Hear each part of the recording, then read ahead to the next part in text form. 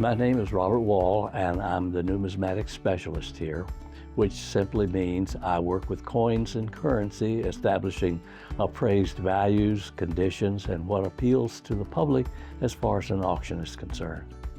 Well, I'd say the hottest coins on the market right now are anything made out of silver and anything made out of gold. Silver dollars, the Morgan dollars, are very, very popular with collectors as well as investors.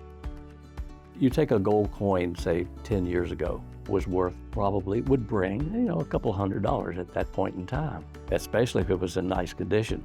That same coin today will bring over 1,000, simply because of where the gold market has gone.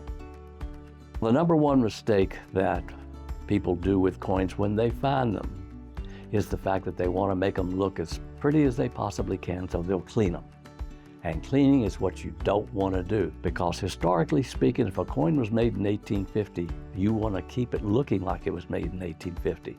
And shining it up when it's got a lot of wear on it takes away that appeal. We do no cleaning here. Cleaning is not allowed under any circumstance, because I think the people that buy it want it in its original condition. So don't clean coins.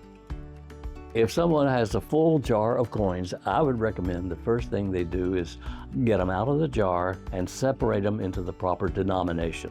And make up your mind to go to someone who's a professional out there, or someone who does what we do here, and they can tell you what you've got, because a $50 from 1921, which is very worn, and a same $50 from 1945, which has the same amount of wear, the difference between those coins is $200. So you got to make sure you know what your coins' values are.